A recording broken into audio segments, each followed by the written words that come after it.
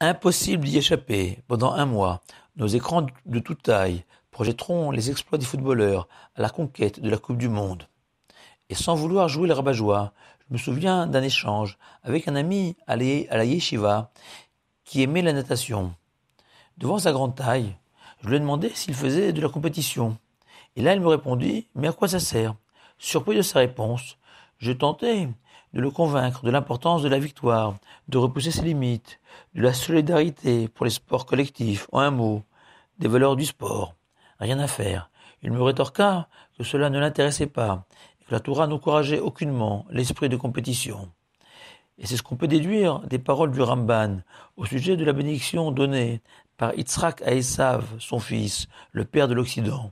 Et sur ton épée tu vivras, qui ne signifie pas qu'Esav soit obligé de livrer bataille pour survivre, car juste avant, Yitzhak a promis à Esav le gras de la terre. Non, cette épée évoquée par Yitzhak est celle du vainqueur des guerres de conquête que livrera Esav tout au long de l'histoire, dans une recherche perpétuelle d'hégémonie. Un univers qui générera forcément une frustration, une tristesse pour le vaincu et de l'orgueil pour le vainqueur. Orgueil, source de mépris de l'autre, source aussi de toutes les erreurs, selon le Midrash, car soudain l'homme se croit infaillible et trop confiant, finit forcément par se tromper.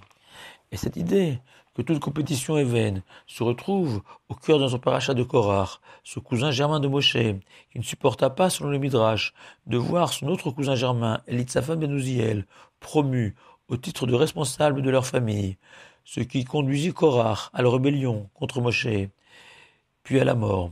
Faute d'avoir compris la réponse de Moshe, en effet, Moshe a proposé à Korach de se présenter au petit matin, avec chacun un récipient contenant les 11 plantes concassées du Kétoret, ces encens qui tous les jours brûlaient au temple de Jérusalem, et que l'Éternel élirait l'un d'entre eux en faisant descendre du feu sur son récipient.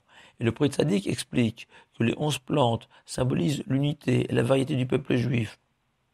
Et Moshe veut indiquer ainsi à Korach qu'il ne doit pas y avoir de compétition entre eux, et qu'ensemble, ils dégageront un très beau parfum, à l'instar du Kétoret, à l'odeur si agréable. Et la seule jalousie que l'on doit nourrir, c'est celle des qualités morales de son prochain.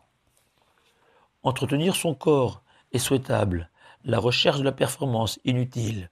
Jouer pour le plaisir est licite, jouer pour gagner ne l'est pas.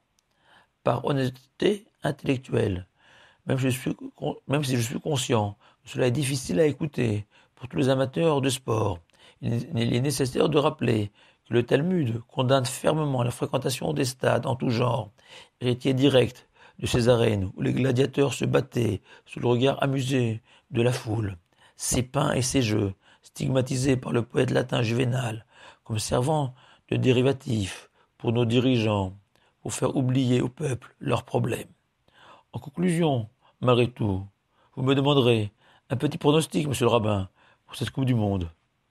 Alors, supporter chauvin, forcément, je répondrai la France.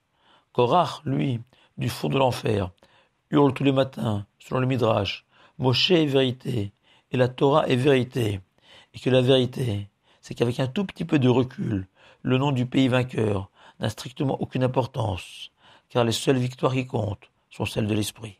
Shabbat shalom à vous tous.